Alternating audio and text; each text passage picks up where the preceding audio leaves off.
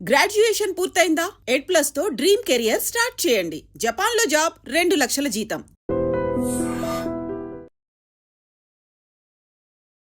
Hi hello నమస్తే welcome back to iDream media. Nvidia ఈ company గురించి చాలా మందికి ఐడియా ఉండే ఉంటుంది, ముఖ్యంగా ఐటీ వాళ్ళకి. ఎందుకంటే ఇది ఒక సంచలనాత్మకమైన క్రియేషన్స్ అనేవి చేస్తూ ఉంది ఈ ఐటీ రంగంలో, అంతేకాకుండా ముఖ్యంగా క్రియేషన్కి సంబంధించి. అండ్ ఈ ఎన్విడియాకి సంబంధించిన సీఈఓ రీసెంట్గా ఒక సంచలనమైన స్టేట్మెంట్ ఇచ్చారు. అదేంటంటే ఇండియాలో ఉన్న ఐటీ జాబ్స్ అన్ని కూడా మాయమైపోతాయి. ఈ స్టేట్మెంట్ ఇవ్వడానికి గల కారణాలు ఏంటో తెలుసుకుందాం. దీన్ని మనకు ఎక్స్ప్లెయిన్ చేయబోతున్నారు అనలిస్ట్ నరసింహ గారు. సార్తో మాట్లాడదు. Hi sir. హాయ్ అండి. ఒక కంపెనీకి సంబంధించిన సీఈఓ, అంతేకాకుండా ఆ ఫౌండర్ కూడా ఆయన, అలాంటి పర్సను మన గురించి ఇలాంటి స్టేట్మెంట్ ఇవ్వడం చాలా విచిత్రంగా అనిపించింది నాకు.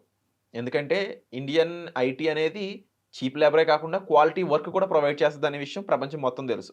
అలాంటి దగ్గర జాబులే పోతాయి అనడానికి రీజన్ ఏంటి తెలుసుకోవచ్చా? ఆయన ఇచ్చిన స్టేట్మెంట్లో ఇండియాని ఎక్కడ మెన్షన్ చేయలేదు, కానీ ఇండైరెక్ట్గా he has actually talked about మీరు అన్నట్టు ఎవరైతే బల్క్లో తక్కువ శాలరీకి క్వాలిటీ వర్క్ ఇచ్చే మాన్యువల్ వర్క్ ఏదైతే ఉంటుందో. ఎందుకంటే ఎన్విడియా అనే కంపెనీ ఏం చేస్తుంటే జీపీయూస్ క్రియేట్ చేస్తుంది. ఈ GPUs are the base for AI. ఇప్పుడు ఆర్టిఫిషియల్ ఇంటెలిజెన్స్ ద్వారా చాలామందికి జాబులు పోతున్నాయి, ఎలాంటి జాబ్స్ పోతాయనే భయంలో చాలామంది ఉన్నారు. అవును. సో ఒకానొక మీటింగ్లో ఆయన ఏం చెప్పారంటే, ఈ డైరెక్ట్లీ డిక్లేర్డ్ మేము ఇప్పుడు తయారు చేసే ఏఐ వల్ల ఏదైతే ఇప్పుడు మీరు వాడుతున్న సిస్టమ్స్ ఉన్నాయో ఆ సిస్టమ్స్ అంటే పీపుల్ మీద డిపెండెంట్ అనే సిస్టమ్స్ వాడుతున్నారు. రాను రాను ఏజెంట్ల మీద డిపెండెంట్ సిస్టమ్స్ తయారు చేస్తాము. ఏజెంట్స్ అనేది ఏఐలో వన్ ఆఫ్, అంటే మనకి మనుషులు ఎలాగో ఏఐకి ఏజెంట్స్ అలాగా. ఒక్కొక్క ఏజెంట్ ఒక్కొక్క పని చేసుకుంటూ వెళ్ళిపోతుంది. ఫర్ ఎగ్జాంపుల్ చెప్పాలంటే బాట్ అని. ఇప్పుడు మీరు స్విగ్గీలో చాట్ చేస్తే ఫస్ట్ చాట్ బాట్ వస్తుంది. ఒకప్పుడు మనిషి కనెక్ట్ అయ్యేవాడు, ఫస్ట్ చాట్ బాట్ వస్తుంది. ఆ చాట్ బాట్ కనుక మీకు సపోర్ట్ ఇవ్వలేకపోతే I'm connecting to human agent అని ఇస్తుంది. అంటే సగానికి సగం పని చాట్ బాట్స్కి వెళ్ళిపోయాయి. సో ఇంతకుముందు 1000 మంది కూర్చునే కస్టమర్ సర్వీస్లో ఇప్పుడు 100 మంది కూర్చున్నా సరిపోద్ది. ఎందుకంటే మిగతా పని అంతా చాట్ బాట్ చూసుకుంటుంది. సో ఇలాంటి ఏజెంట్ బేస్డ్ సిస్టమ్స్ డెవలప్ అవుతున్నాయి. ఏజెంట్ బేస్డ్ సిస్టమ్స్ వస్తే మాకు హ్యూమన్ బేస్డ్ సిస్టమ్స్ అవసరం ఉండదు అని ఇండైరెక్ట్గా ఆయన ఏం చెప్పారంటే, హ్యూమన్స్ ఎక్కడైతే ఎక్కువగా యూజ్ చేస్తూ మనం పని చేస్తున్నారో వాళ్ళందరికీ ఇప్పుడు అవసరం రాకపోవచ్చు నెక్స్ట్ 2-3 ఇయర్స్లో. సో వీళ్ళందరూ కాస్త అర్థం చేసుకుని జాగ్రత్త పడాలని ఒక మాట అన్నారు. He never said India are China. But ఎక్కువ మంది మనుషుల్ని ఐటీకి సప్లై చేస్తుంది ఎక్కడ నుంచి అంటే ఏషియన్ కంట్రీస్. దాని నెంబర్ 1 ఇండియా ఉంటుంది, ఆటోమేటిక్గా దానికి దగ్గరలో చైనా వాళ్ళు ఉంటారు. సో మీరు యూఎస్ చూడండి, ఎక్కడైనా చూడండి, ఐటీ ఇండస్ట్రీ అంటే ఎక్కువ మన వాళ్ళే వర్క్ చేస్తూ ఉంటారు. సో నిజంగా వీళ్ళందరి పని ఏజెంట్స్ తీసుకుంటే సో వీళ్ళందరికీ జీతాలు ఇవ్వాల్సిన అవసరం ఉండదు. సో ఎన్విడియా పర్సన్ ఇండైరెక్ట్గా he might have said that lakhs of Indians are working ఈ పాత సిస్టమ్స్ ఏవైతే హ్యూమన్ బేస్డ్ సిస్టమ్స్ ఉన్నాయో వాటిని మేము ఏజెంట్ బేస్డ్ సిస్టమ్స్గా మార్చేస్తున్నాం కాబట్టి వాళ్ళందరితో మాకు డిపెండెన్సీ ఉండదని ఇండైరెక్ట్గా చెప్పడము. అది ఖచ్చితంగా మన ఇండియన్ ఐటీ ఇంజనీర్స్ ఎవరైతే ఉన్నారో they have to be very careful that okay దీనికి తగ్గట్టుగా ఇప్పుడు ఇండియన్ కంపెనీస్ కూడా ఎన్హాన్స్ అవ్వాలి, అప్గ్రేడ్ అవ్వాలి అని చెప్పడము నాకు తెలిసి డైరెక్ట్గా ఇండియన్ కంపెనీస్కి ఒక చిన్న హింట్ ఇచ్చినట్టుగానే.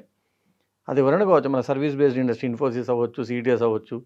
ఇన్ఫోసిస్ సీఈఓ అంటున్నారు ఎన్ని మార్పులు జరిగినా ఇంతకుముందు ఇంటర్నెట్ వచ్చింది కంపెనీ వెళ్ళిపోతుందన్న మేము దాన్ని ఎన్హాన్స్ చేసామని. కానీ ఇప్పుడు నిజంగా మన ఇండియన్ కంపెనీస్లో ఆ ఏజెంట్ బేస్డ్ సిస్టమ్స్కి తగ్గట్టుగా నేను ఖచ్చితంగా నీకు అవసరమని చూపించుకునేంత ఎఫిషియన్సీ ఉన్న వర్కర్స్ తప్ప మిగతా ఐటీ వర్కర్స్ అందరికి కూడా నిజంగా ఇది ఒక చిన్న అయోమయ సిచ్యువేషనే.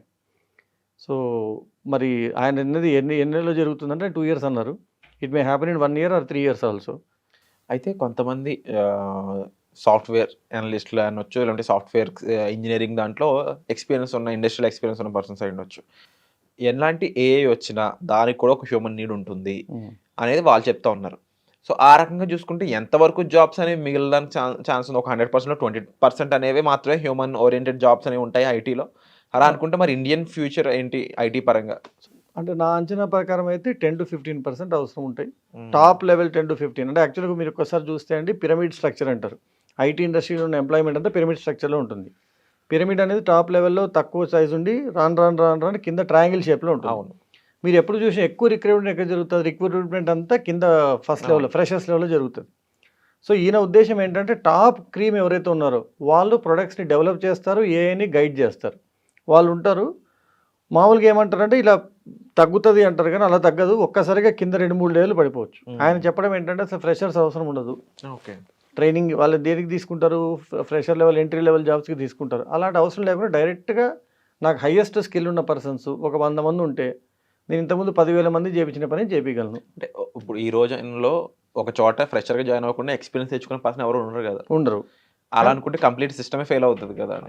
అది యాక్చువల్‌గా ఇప్పుడు ఆయన అంటే ఇప్పుడు మీరు ఫర్ ఎగ్జాంపుల్ చెప్తే టీసీఎస్ వాళ్ళు ఎన్‌క్యూటీ అని ఒక ఎగ్జామ్ పెడతారు. దాంట్లో కూడా 3 లెవెల్స్ ఉంటాయి.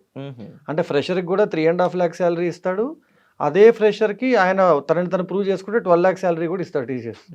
సో నేననేది ఏంటంటే 3.5, 5 లాక్ సాలరీ ఉన్న వాళ్ళు అవసరం లేదు ఇప్పుడు వాడికి. ఓకే.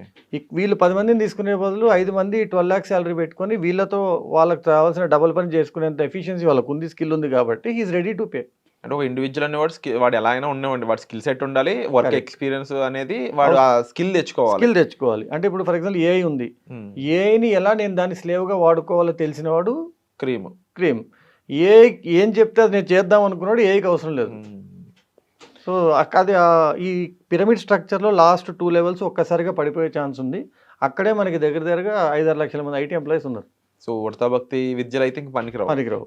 ఆ రకంగా చదువుకుని ఏదో అంటే ఒక కాపీ కోడింగ్ కొడదాం అనుకున్న వాళ్ళకి ఇంకా ఫ్యూచర్ లేదు. లేదు, ఎందుకంటే they have to be very good at coding. అంటే ఎంత బ్యాక్ లెవెల్కి వెళ్ళి ఏఐని మార్చి కోడ్ చేయగలిగిన వాడు, ఏఐని గైడ్ చేయగలిగిన వాడు, ఏఐ నాకు హెల్ప్ కావాలన్నప్పుడు దాన్ని హెల్ప్ చేయగలిగిన వాడు, అంటే దాన్ని ప్రాంప్ట్ ఇవ్వగలిగిన వాడు, అలాంటి స్కిల్ ఉన్న వాళ్ళు మాత్రం ఉంటారు.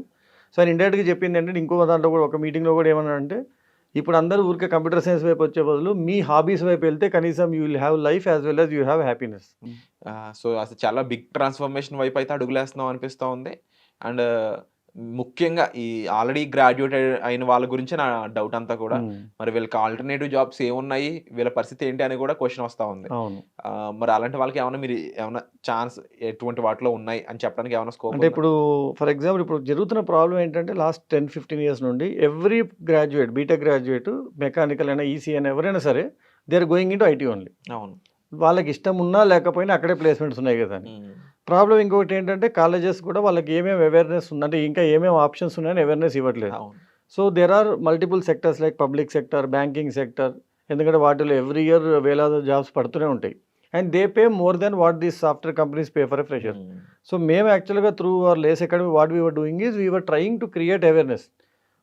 ఐటీలో చేరి 1-2 ఇయర్స్ అయ్యి డిస్సాటిస్ఫై అయిన వాళ్ళు కూడా మా దగ్గరకు వచ్చి చాలామంది banking and public sector staff selection దాంట్లో జాయిన్ అయిన వాళ్ళు కూడా ఉన్నారు. అదే వాళ్ళు 2 ఇయర్స్ ముందే తెలుసుకొని ఉంటే ఆ 2 ఇయర్స్ కూడా వాళ్ళకి వేస్ట్ అయ్యేది కాదు. So this is a time where parents and people have to understand, okay నాకున్న స్కిల్ సెట్కి ఇంకా ఏమేమి జాబ్స్ ఉన్నాయి.